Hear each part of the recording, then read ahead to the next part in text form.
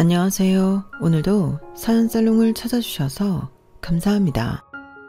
못난 남편을 믿고 힘들어도 참고 또 참으며 몇 년간 결혼 생활을 유지했다가 이혼한 아줌마예요. 제 인생에는 유독 힘든 일만 있었던 것 같아요. 오죽하면 암투병 중인 친정엄마와 저희 딸, 이렇게 여자 셋이 함께 사는 지금이 제 인생에서 가장 평온한 순간일까요? 뭐하러 그 시간들을 버텼는지 지금 생각하면 이해가 안 가요. 하지만 저에겐 짬이 없었어요. 결혼 초반엔 미친 시모에게 일방적으로 시집살이 당하느라 정신없었고요. 시부가 하던 사업이 크게 꼬꾸라지면서 시댁 집안 자체가 망해버려서 아주 미치겠더라고요. 대학 강사하던 남편은 갑자기 사업을 하겠다며 밖으로만 돌았고요. 제게 생활비 한 푼 제대로 갖다 주지 않았죠. 이래저래 우리 딸 키우며 생활비 빵꾸난 거 막으러 다니다 보니 저에게 이혼을 생각할 틈이 없었어요. 결국 우리 친정엄마가 암에 걸리니 그제서야 정신이 번쩍 들었죠. 힘든 상황 속에서도 날 애지중지 길러준 내 엄마가 시한부 판정을 받으니 시댁 그 버러지 것들이 눈에 뵈지 않았어요. 역시 내 엄마가 최고라는 생각밖에 들지 않았죠. 제가 아직 젊은 나이인데 정말 많은 일들이 있었죠. 제 사연을 끝까지 들어보시면 아마 기함을 토하실 거예요. 더불어 여러분 자신의 인생이 비교적으로 평탄한 삶이었다고 느끼실지도 모르겠네요. 저희 엄마한테도 충격받으실까봐 제게 있었던 일들을 100% 다 말씀드리지 못해서 좀 답답했어요. 어디 하소연할 곳을 찾고 있었는데 사연살롱이 눈에 띄더라고요. 그 후로 구독해서 쭉 함께하게 됐는데 이제 제 이야기를 좀 풀어보려 합니다. 속 시원히 풀어내고 산뜻한 마음으로 새 출발하려고요. 제가 돈을 벌고 제가 부지런히 움직여야 우리 딸과 친정엄마를 먹여 살릴 수 있으니까요. 다행히 요즘 하는 돈가스 장사가 나름 잘 되고 있어서 기운이 좀 나네요. 하도 바쁘니까 걱정할 시간, 우울해할 시간도 전혀 없고요. 역시 사람은 몸을 움직여야 하나 봅니다.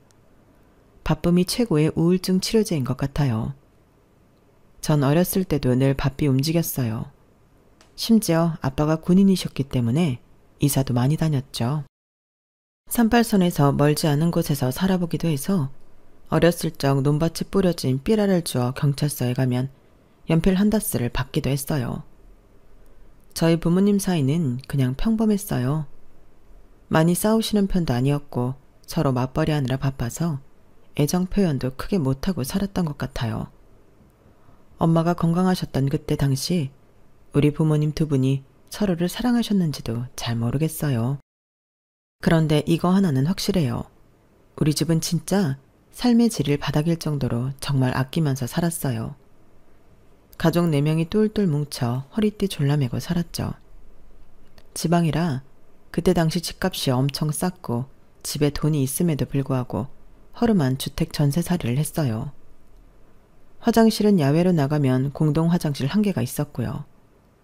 오죽하면 제가 뭐 먹고 싶다고 하면 사지 않고 산이나 바다로 가서 캐오고 잡아오고 했을까요? 다 돈 아끼기 위해서였죠. 그런데 제 입이 방정이지 그즘 굴전이 너무 먹고 싶더라고요. 엄마가 아주 가끔 갯벌에 나가서 굴을 캐오곤 하면 계란물 묻혀 굴전을 해주시곤 했거든요. 엄마, 저 굴전이 너무 먹고 싶어요. 미애도 나한테 굴전 먹고 싶다고 난린데. 엄마, 또 뻘에 나가 굴 좀 캐오면 안 돼요? 그래, 사랑하는 우리 딸내미들이 먹고 싶다면 엄마가 뭐든지 해주지. 마침 엄마 식당 일 쉬는 주말에 동네 아줌마들이랑 굴 캐러 가기로 했어. 주말에 꼭 해줄게. 엄마의 동네 친구들 3-4명과 함께 가셨죠. 몇 시간 지나지 않아 일행인 한 아줌마로부터 전화가 왔어요. 엄청나게 다급한 목소리였죠. 미정아, 네 엄마가 안개 속에서 길을 잃어서 경찰 부르고 구조대 부르고 난리 났어. 가까스로 몇 시간 만에 찾아서 병원으로 긴급 이송됐으니 얼른 너희 아빠랑 다 같이 병원으로 오려무나. 엄마 상황이 좀 심각해. 심각한 게 어느 정도로 안 좋은 상태인지 알 수 없었지만 혹시라도 엄마가 죽어버렸을까봐 너무 겁이 났어요. 아빠와 여동생과 함께 병원으로 다급히 갔는데 다행히 엄마는 숨이 붙어 있었어요. 하지만 바닷속에 빠졌던 터라 뇌를 많이 다쳐서 거의 식물인간 상태였어요. 몇 달 후 병원에서도 더 이상 해줄 게 없다고 하여 엄마를 집으로 모셨어요. 더 이상 우리 자매를 안아줄 수도 밥을 차려줄 수도 없는 엄마였지만 저희 자매에겐 너무나 소중했어요. 엄마가 돌아가시지 않고 집에 누워 계시다는 것만으로도 감사했어요. 하지만 아빠한텐 아니었나 봐요. 물론 처음에는 엄마가 좋아하던 꽃을 사서 몇 번 머리맡 꽃병에 꽂아두기도 하더군요. 퇴근 후 엄마 병간호를 정성스레 해주기도 했고요. 하지만 엄마가 식물인간인 채로 누워있는 날이 장기화되자 아빠의 태도는 점점 변해갔어요. 비단 엄마한테뿐 아니라 저희 자매에게도 냉랭해졌어요. 저와 여동생은 초등학생임에도 불구하고 모든 일을 알아서 해야 했어요. 그나마 다행인 것은 아빠가 생활비 하려며 돈은 주셨으니 밥도 해먹고 학용품도 사며 살 수 있었죠. 아빠로부터의 따뜻한 양육은 기대할 수 없었어요. 원래도 군인이라 무뚝뚝한 아빠였지만 뭔가 아빠의 관심이 다른 사람에게로 향한 걸 느낄 수 있었어요. 사실 아빠가 동네 꽃집에 자주 가 있으면서 꽃집 아가씨랑 얘기하는 걸 목격하기도 했어요. 사고로 누워있는 엄마를 위해 꽃을 사러 다니다가 꽃집 아가씨랑 정분이 난 모양이었어요.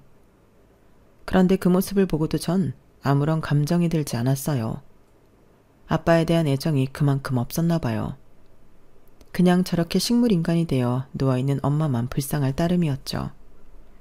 뭔가 씁쓸한 마음이 들 때면 엄마에게로 가서 귀에 대고 여러 말을 해드렸어요. 제가 할 수 있는 최대한 따뜻한 말, 응원의 말들이었죠. 엄마, 지금은 누워있지만 난 엄마가 언젠간 깨어나서 나랑 미애를 꼭 깨어나 줄 걸 믿어. 엄마는 강하고 따뜻한 사람이었으니 반드시 이겨낼 수 있을 거야. 내가 엄마 욕창 안 생기게 몸도 많이 움직여주고 깨끗하게 닦아주고 다 할 테니 꼭 깨어만 나세요. 내가 커서 효도하는 거 보셔야죠. 응? 엄마, 너무 사랑해. 엄마가 식물인간인 채로 누워있던 것도 어느덧 3년이란 시간이 흐르고 친척들이며 동네 사람들 모두 그만 엄마를 포기하라고 했어요. 아빠는 그마저도 관심도 없는 듯 했고요. 하지만 우리 자매는 엄마를 포기할 수 없었어요. 엄마의 숨이 다하는 그날까지 옆에서 지켜내고 싶었죠. 우리의 진심이 엄마에게 닿아서일까요? 엄마는 3년 정도 되었을 때 갑자기 몸을 꿈틀하고 움직이면서 식물인간에서 깨어나게 되었어요. 기적과도 같은 일이었죠.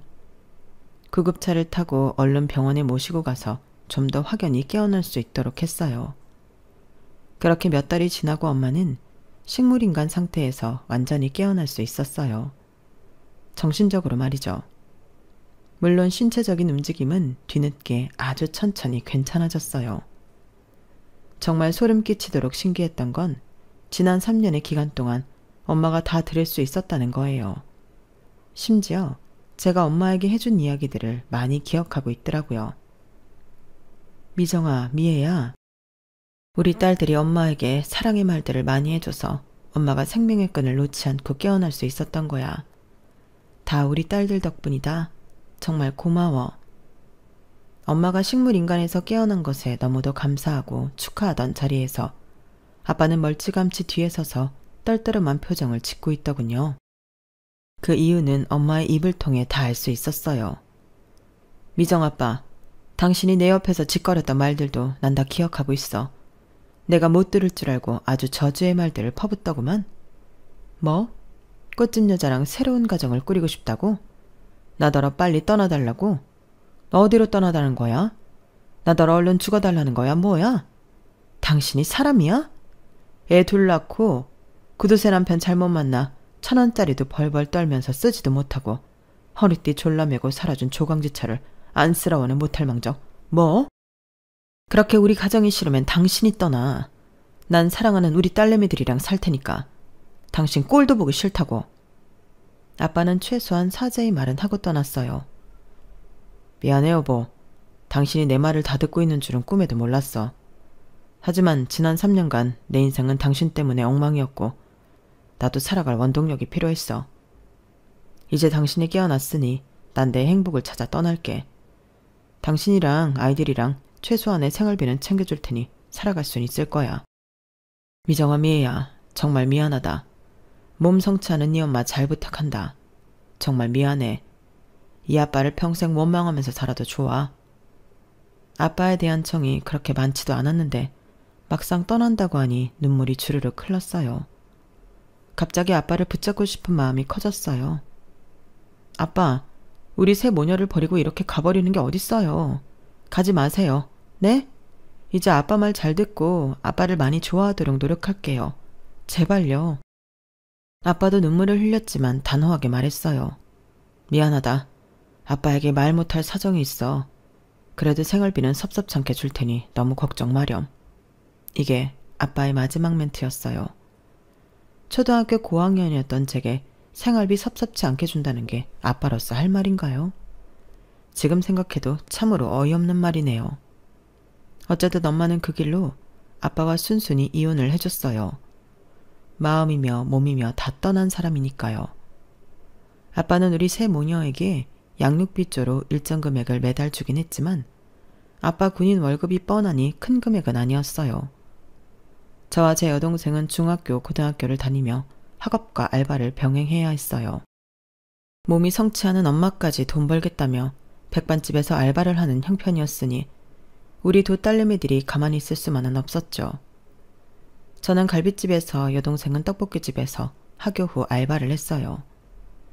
그날도 갈비집에서 허리를 구부려가며 반찬을 나르고 있는데 익숙한 목소리와 웃음소리가 요란하게 들리더군요. 워낙 크고 고급스러운 갈비집이어서 저 멀리 크게 웃고 있는 한 가족을 봤어요. 바로 우리 아빠와 그 꽃집 여자, 그리고 3-4살 박이 아들이더군요. 뭐가 그리 행복한지 한바구음을 지으며 까르르 웃고 있었죠. 아빠임을 알아챈 순간 그 상을 다 뒤집어 엎고 싶었어요. 뜨거운 숯불이 있는 갈비든 뭐든 아빠와 그 꽃집 여자 면상에 다 뒤집어 엎어버리고 싶은 마음이 굴뚝 같았어요. 하지만 4살 박의 아이들이 있는데 그럴 순 없었죠. 그래도 알바자리에서 잘리는 걸 각오하고 냅다 달려가서 있는 힘껏 고함을 질렀어요.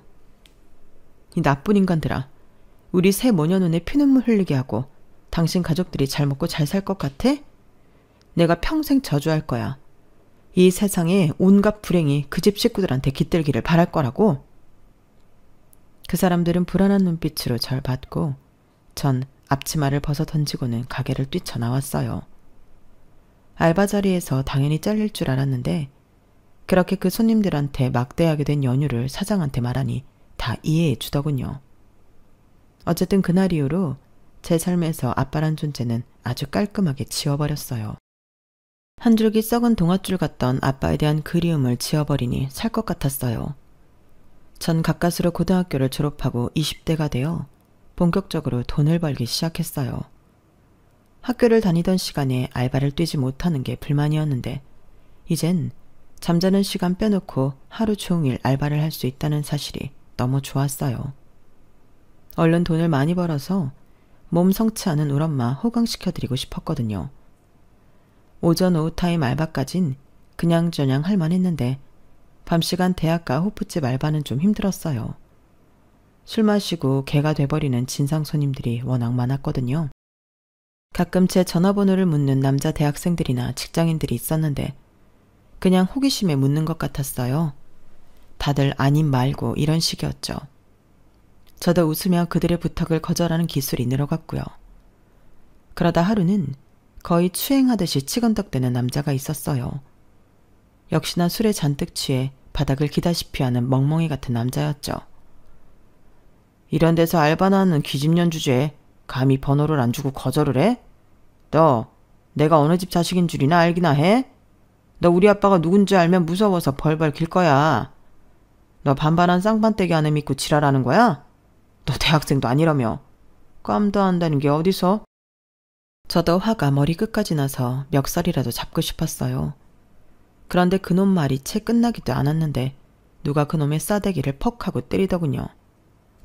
야, 이 새끼야. 술 취했으면 잠자코 집에나 기어가. 너 이 대학 학부생이지? 내가 여기 대학 강사야. 너 무슨 과야? 얼른 말해. 학과 사무실에 꼬질러 버릴 테니깐. 그랬더니 제게 모욕을 줬던 그놈은 슬금슬금 꽁무니를 내뺐어요. 얼른 자기가 먹은 술값을 계산을 하고는 쥐새끼 마냥 도망치더군요. 고맙습니다. 대학 강사님이시라고요? 아, 강사님. 저 진산 손님 처리해 주셔서 정말 감사드려요. 90도로 허리를 숙이며 감사 인사를 하는 체게 그 사람은 정말 젠틀하게 말했어요. 당연히 해야 할 일을 했을 뿐인걸요. 여기 영업시간 마칠 시간 같은데 저도 이만 가봐야겠네요. 더 있다간 저까지 진상 손님 될 것 같아서요. 지금까지 아무에게도 제 사적인 연락처를 알려준 적이 없었는데 뭐라도 보답을 해야 할 것 같아서 제 이름과 전화번호를 얼른 메모지에 써서 내밀었어요. 그걸 받자 남자의 입이 귀에 걸리더군요. 아이고, 번호까지 주시고 정말 감사합니다. 제가 연락 꼭 드릴게요. 고맙습니다. 주먹코에 동그란 눈이 순둥순둥해 보이고 인상이 참 좋았어요. 제가 어려움에 처했을 때 절 구해줬기에 첫인상이 더 좋았는지도 모르겠어요. 그는 그 다음날 아침 일찍부터 제게 연락을 해왔고 우린 너무 쉽게 가까워질 수 있었어요. 저와는 10살 가까이 차이가 나서 전 20대 초반, 그는 30대 중후반이었지만 나이 차이 따위 중요하지 않았어요. 연애해보신 분들 다 아실 거예요. 특히 초반에 콩깍지가 한 100겹 1000겹은 씌워지잖아요. 그냥 남친의 모든 게 다 좋았어요. 제 첫 남친이자 첫사랑이었으니까요. 남친의 이름은 하준석이었고 역사학 쪽으로 박사학위까지 취득 후 대학에서 시간 강사를 하고 있었어요. 외동이라고 했고 본인 말로는 아빠가 사업을 하고 있어서 집안이 부유하다고 하더군요. 전 그래서 시급이 짜다는 강사를 하고 있나 보다 라고 생각했어요. 그는 늘 자신만만했어요. 우리 아빠가 사업으로 자수성가해서 100억대 부자인데 내가 교수들 똥구멍 핥아가면서까지 싸바싸바해서 꼭 정교수 될 필요도 없어. 대학 교수들 보니까 월급도 그리 크지 않던데 뭘. 그래서 적당히 여유 시간 많은 강사 일이 많은 것 같아. 난 우리 아빠가 교수들보다 훨씬 많이 번다고. 지금 생각해보면 남친의 허세가 하늘을 찔렀지만 그땐 그 사람의 집안이 좋다는 것도 크나큰 장점으로 느껴졌어요. 나중에 결혼 생활하면서 깨달았죠. 시댁 돈은 실제로 받기 전까진 절대 남편 돈도 내 돈도 아니라는 것을 말이죠. 어쨌든 나이가 많았던 남편은 제 반반한 얼굴과 170의 큰 키 등 외적인 조건을 마음에 들어하며 어서 빨리 결혼하기를 바랬어요. 그러면서도 제가 알바를 전전하는 게 마음에 걸렸던지 중소기업이라도 취직하는 게 어떠냐고 하더군요. 저도 사무실 책상에 앉아서 편하게 일하고 싶은 마음도 있었기에 몇 가지 자격증을 따서 소기업 취업에 성공했어요. 물론 고졸이었기에 엄청나게 낮은 연봉에 만족해야 했어요. 사무실에 온갖 허드렛 일 다 하는 총무직이었는데 사장님 개인 화장실 청소까지 다 했어요. 그래도 감사하는 마음으로 제게 주어진 총무직뿐만이 아니라 회사 전반적인 업무에 관심을 가졌어요. 남이 하기 싫어하는 일까지 도맡아 하려고 노력했고요. 그렇게 몇 달을 일했더니 맨 처음엔 고졸이라고 은근히 무시하던 직원들이 다들 절 인정해줬어요. 사장님께서도 직원 잘 뽑았다고 항상 칭찬해줬어요. 6개월 정도 지나 회사에 완벽 적응하자 남친은 바로 결혼을 밀어붙였어요. 본인 부모님께도 제 존재에 대해 말씀드렸다고 하더군요. 미정아, 이제 진짜 우리 결혼할 일만 남았다. 내가 나이가 있으니 우리 엄마 아빠도 결혼 반대 안 하시고 우리 미정이를 정말 아껴주실 거야. 성품과 인성이 아주 좋으신 분들이거든.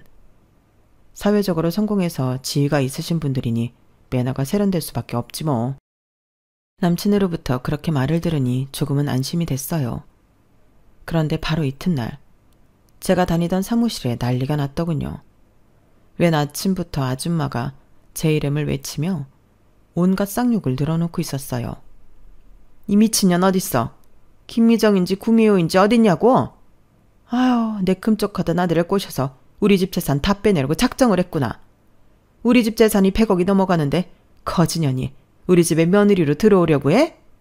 우리 집이 얼마나 뼈대 있는 가문인데 내 인연 잡히기만 해봐라. 멀리서 본 아줌마의 면상에 남친의 코와 똑같은 주먹코가 붙어있길래 남친의 엄마임을 직감했어요. 전 얼른 유리문 너머 사무실로 뛰어들어가 그 아줌마를 제지하려 했지만 다 지켜보고 있던 사장님이 제 앞을 막아서더군요. 미정씨, 가만히 있어. 내가 누구보다 미정씨 인품을 잘 알고 있는데 웬 지랄 맞은 아줌마가 와서 아침부터 깽판을 부리는구만. 내가 바로 경찰 부를 테니 그냥 사장실에 숨어 들어가 있어. 상황 정리되면 나오라고. 전 사장님의 배려로 그 사건에 연루되지 않을 수 있었고 출동한 경찰이 와서 남친 엄마를 잡아갔어요. 전 당연히 참고인으로서 경찰에 가봐야 했지만 경찰에 의해 연행된 남친 엄마는 깨갱하고 풀이 죽어있더군요. 네가 김미정이니? 여기 경찰 선생님들께 말씀 잘 드려서 나 좀 얼른 풀려나게 해줘. 내가 뭐 잘못했다고 경찰서까지 끌려와 했는지 모르겠네 그려. 그 후로 남친과 남친 아빠까지 놀래서 달려왔길래 일단 제가 경찰한테 말 잘해서 풀려나게 했어요. 경찰서에서 나오자마자 절 아래 위로 죽일 듯이 노려보는 건 마찬가지였지만 일단 그렇게 무마되었죠. 전 남친에게 이별을 고했지만 남친은 눈물 콧물 다 흘리며 매달렸어요. 미정아, 나 너 없으면 안 돼. 나 진짜 미치는 걸 보려고 그래? 자기 닮은 아기 낳을 거야. 당신이 날 차버려도 난 지구 끝까지 쫓아갈 거라고. 정말 남친은 지구 끝까지 쫓아올 기세였어요. 정말 스토커가 따로 없었죠. 그래도 제가 목석처럼 변화가 없자 남친은 우리 가족을 공략하기 시작했어요. 우리 집에 들어와 엄마와 여동생과 서스럼 없이 한 식구처럼 지내더군요. 뭐야? 우리 집에 또 와 있는 거야? 자기 대학 강의 없어? 강사가 공부하느라 바빠야 하는 거 아니야? 얼른 집에 가. 또 자기 엄마가 여기까지 찾아와서 난리치면 어떡해. 제가 야멸차게 남친에게 말했더니 이미 남친과 정이 든 저희 엄마가 더 난리였어요. 아, 얘 미정아. 하서방이 널 엄마라 사랑하는데 남자 마음을 그렇게 못 받아주니. 너도 참 매정하다 얘. 하서방이 우리 집 대청소 다 해주고 소갈비찜까지 해줬어. 집안 좋고 요리까지 잘하고 복스럽게 생긴 남자가 어디 흔하겠니? 얼른 다시 잘해봐. 엄마 소원이야. 어? 그렇게 사랑하고 아끼는 우리 엄마의 소원이라는데 제가 못 들어드릴 이유가 없었어요. 지랄 맞은 시모가 겁이 나긴 했지만 착한 남친 하나만 믿고 다시금 결혼을 결심했어요. 그때 그 결심에 대해 결혼 생활 내내 저와 친정엄마 둘 다 땅이 꺼지도록 후회할 줄은 미처 몰랐죠. 저도 어렸고 남편의 시간 강사 월급만으로는 살림이 힘들었기에 결혼 후 시댁 합가가 당연한 줄 알았어요. 사업하시는 시부 덕분에 시댁은 넉넉한 형편이었고 방이 5개나 있었기에 큰 불편 없이 살 수 있을 거라 생각했죠. 15평 우리 친정에 비해 90평짜리 시댁 아파트는 정말 대궐 같았어요. 처음 한 일주일은 정말 황홀한 기분까지 느낄 정도로 좋았지만 시간이 흐를수록 시댁이 마치 창살 없는 감옥처럼 느껴졌죠. 특히 초반엔 시모의 구박이 도가 지나칠 때가 많았어요.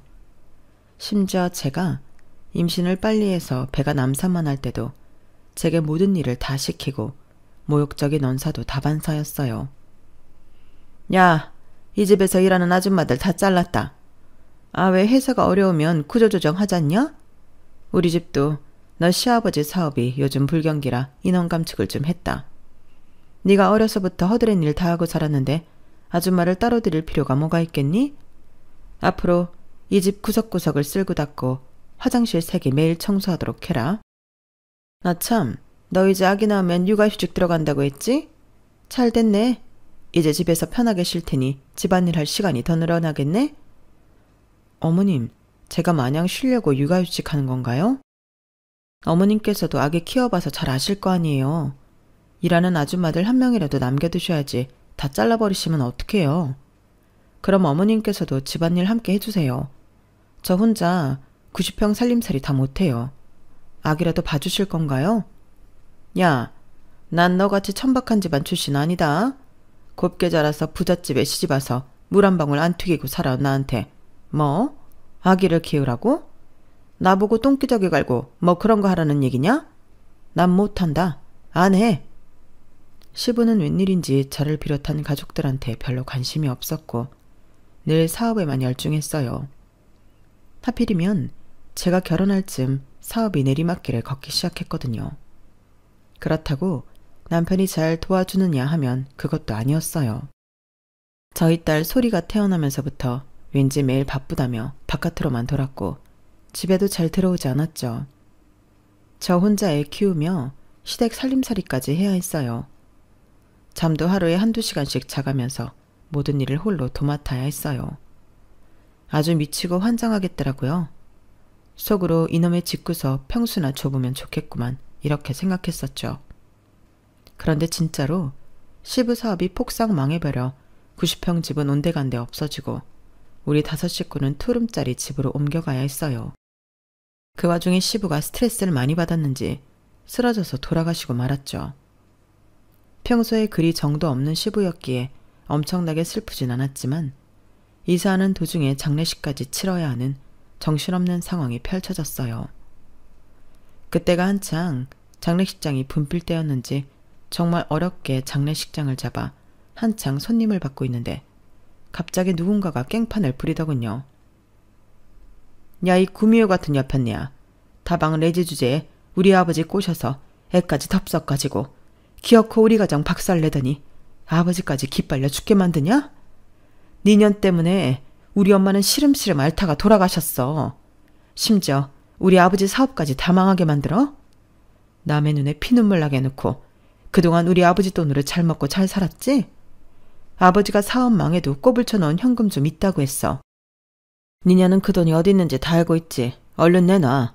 우리한테 다 내놓으란 말이다. 손가락질하면서 그 사람들이 고래고래 고함을 치고 있었어요. 그 손가락이 향하는 곳은 바로 우리 시모였죠. 전 시모가 당연히 정실 부인인 줄 알았는데 나중에 알고 보니 다방 여자 출신의 첩이었는데 남편을 낳고 어떻게든 정실 부인의 자리를 뺏었더군요. 참네. 그 사실을 알고 나선 우습지도 않았어요. 그리고는 예전 저희 친정아빠가 떠올랐어요. 우리 새 모녀를 버리고 꽃집 여자에게로 떠난 비정한 아빠 말이에요.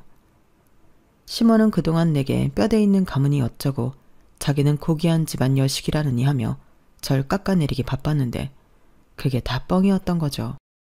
안 그래도 미운 시모였는데 과거를 알게 되니 시모가 극도로 혐오스러웠어요.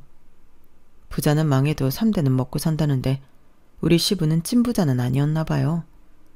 시부가 꼬불쳐 놓았다던 현금은 시부 전부인의 자식들이 다 가져가 버렸고 우리에게 떨어진 건 단돈 500만 원이었어요.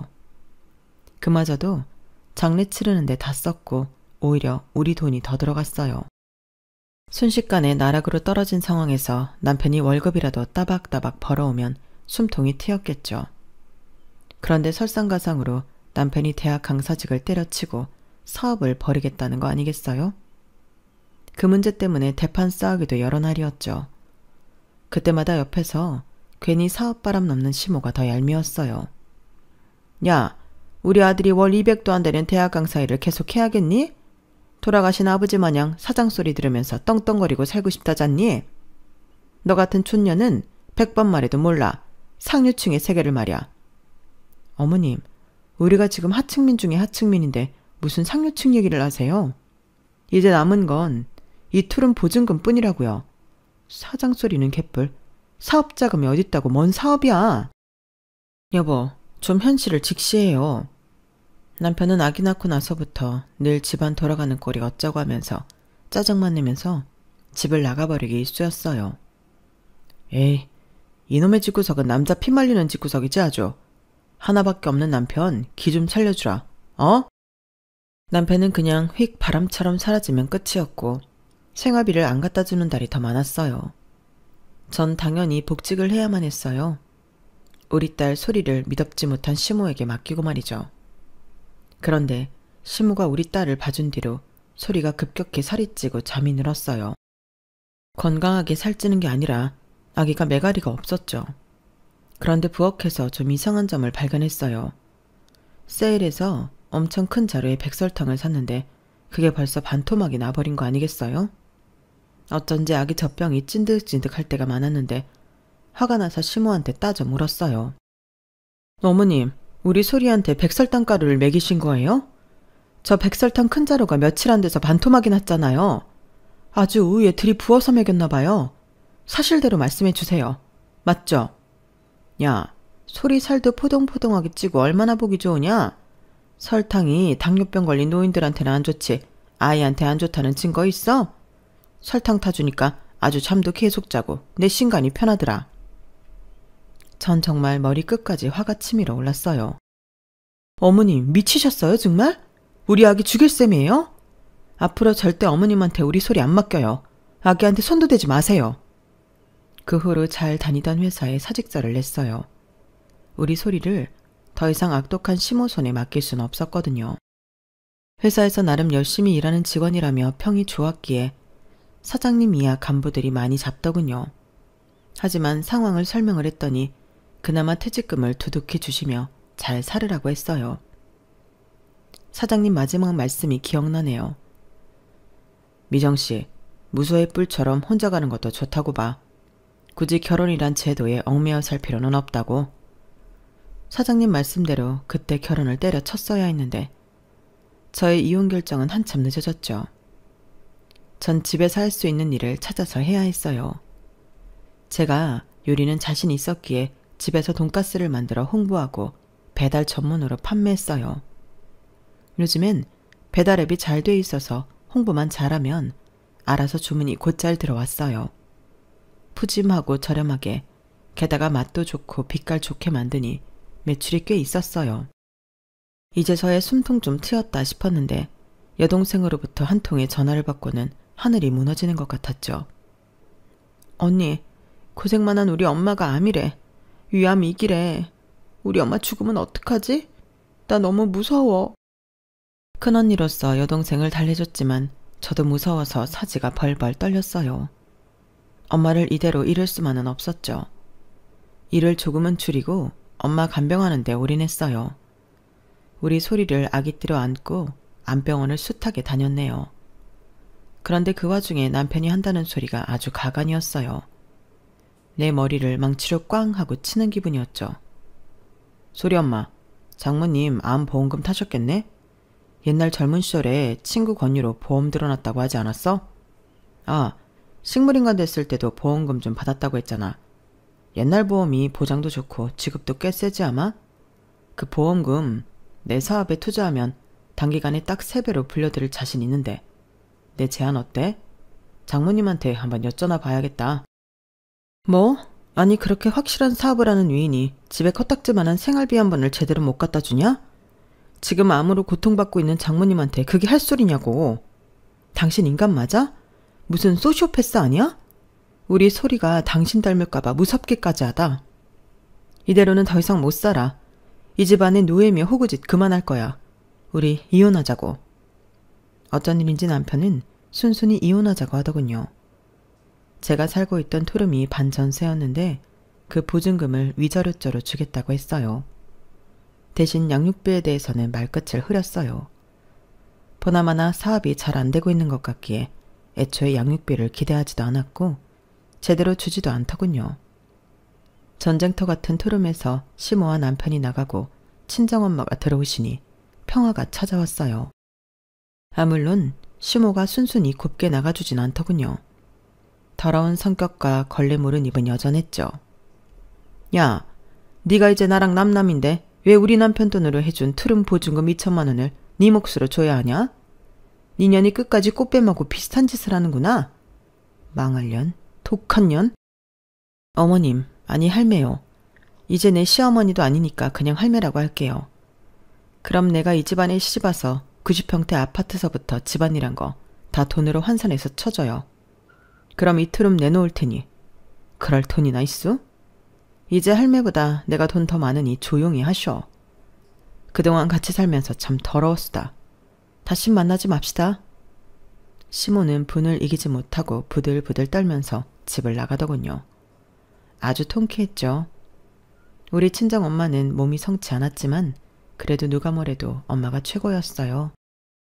친정엄마 옆에 소리와 제가 나란히 누워 자는데 셋 다 하도 제잘되면서 옛날 이야기하느라 밤이 깊어가는 줄도 모르고 깔깔댔죠. 행복하게 지내서인지 엄마의 암 경과도 꽤 좋아졌어요. 역시 웃으며 마음 편히 사는 게 최고인 것 같아요. 이혼한 지 1년쯤 지났을까? 집에서 하던 돈가스 사업이 날개도 친 듯 잘 되어 아예 매장을 내게 되었어요. 뒤에 조그마한 살림집이 붙어있는 특이한 가게였는데 엄마와 소리를 돌보면서 장사를 할 수 있겠다 싶어 이사를 결심했어요. 이삿짐을 싸려고 남편 방이었던 곳에 묵혀둔 서랍을 치우는데 서랍 맨 아래 웬 통장이 있더군요. 무심코 열어봤는데 잔액이 무려 30억이었어요. 내가 잘못 봤나 싶어 눈을 씻고 다시 봐도 여전히 30억의 잔액이 있었어요. 생전 듣도 보도 못한 액수였죠. 30억? 도대체 이게 무슨 돈이지? 남편 명의의 그 통장 뒤엔 주소가 하나 적혀 있었어요. 마음 같아선 당장 그 통장을 들고 주소지로 달려가고 싶었으나 일단 상황 파악을 위해 사람을 고용했어요. 아주 유명한 사설탐정이었죠. 몇 주 그 사설탐정의 브리핑을 통해 모든 사건의 전말을 알게 되었어요. 충분한 증거 자료를 확보한 뒤 통장에 찍힌 주소지로 찾아갔어요. 남편이 얼마나 거지 같은 인간인지 사설탐정을 통해 들었기 때문에 아주 의기양양하게 들이닥쳤죠. 그런데 벨소리에 놀라서 나온 아이들을 봤는데 너무 소름이 끼쳤어요. 시모로부터 물려받은 그 주먹코와 똑같은 코에 쌍둥이 아이들이 몰려나왔죠. 우리 아빠 찾아왔어요? 우리 아빠는 손님이 많이 와. 그치? 인기가 엄청 많나 봐. 너희들 몇 살이니? 너희들 아빠 이름이 뭐야? 아빠 성함 알아? 우리요? 5살이요. 아빠 이름은 하준석이요. 배신감에 치가 떨렸어요. 우리 소리가 5살인데 심지어 소리와 동갑인 배다른 자식들이 존재했다니 분노가 차올랐죠. 뒤이어 남편이 빼꼼히 모습을 드러냈어요. 전 그 인간 이하의 말종에게 서류를 뿌리며 소리쳤어요. 야, 이 새끼야. 우리 소리랑 동갑인 다른 자식들이 있었냐? 그동안 두 집 살림하느라 힘들었겠다. 능력도 없는 사기꾼 주제. 참네. 이 서류들이 다 뭔 줄이나 알아? 내가 사람 시켜서 네 뒤를 다 캐봤지. 실체도 없는 곳에 투자하라고 투자자들 꼬셔서 돈도 많이 꼬불 쳐놨더라. 30억? 너 내가 경찰한테 신고했으니 딱 기다려. 이 자리에서 바로 감옥으로 직행하게 만들어줄 거야. 남편은 아연실색하여 무릎 꿇고 빌었어요. 제발 지금 다 성공해가고 있는데 이 프로젝트 망치지 말아줘. 이것만 성공하면 난 동남아 가서 떵떵거리며 살 수 있다고. 내가 이 프로젝트만 완료되면 자기랑 소리한테 한몫 단단히 챙겨줄 거야. 그러려고 양육비 미루고 있었던 거야. 내가 우리 가족을 얼마나 사랑했는지 당신 잘 알고 있지. 그리고 우리 쌍둥이들은 정말 미안해. 하룻밤에 실수로구만. 본의가 아니었어. 그래도 생명은 소중한 거잖아. 소리의 동생들이라 생각하고 우리 쌍둥이는 건들지 말아줘. 뭐? 네가 밖에서 나온 자식들 소중한 건 알고 우리 소리한텐 전화 한 통 없었냐? 이 미친놈아. 난 네가 나락으로 빠지는 것까지 다 보고 죽을란다. 어디 갈 때까지 가보자고. 경찰 조금 있으면 올 테니 딱 기다려. 전 이미 경찰에게도 남편의 불법 사기 행각에 대한 자료를 모두 남겨주었기에 아주 홀가분한 마음으로 집으로 돌아왔어요. 그 다음부터는 우리나라의 사법 시스템을 믿고 맡기는 수밖에 없었죠. 지금도 남편에 대한 재판이 여전히 진행 중인 걸로 알고 있어요. 물론 증거인멸의 우려가 매우 크니 구속 상태에서 말이죠. 시모는 들어 누워있대나 뭐래나 더 이상 가족도 아닌데 제 알 바 없죠 뭐. 몇 년간에 걸친 저의 결혼 대서사시가 이제서야 진짜로 막을 내린 기분입니다. 사건은 모조리 비극으로 끝났지만 이제 저와 우리 소리, 친정엄마만 잘 살면 장땡이죠 뭐. 예전에 다니던 회사 사장님의 말씀이 기억나는 요즘입니다. 무소의 뿔처럼 혼자서 가라는. 저 혼자 씩씩하게 이 세상 잘 헤쳐나가보렵니다. 이 시간에도 열심히 사시는 분들 모두들 화이팅입니다. 우리 모두 힘내자고요. 여러분, 사연 댓글에 응원과 현명한 조언 부탁드려요. 좋아요와 구독은 저에게 큰 힘이 됩니다. 오늘도 좋은 일 가득하세요.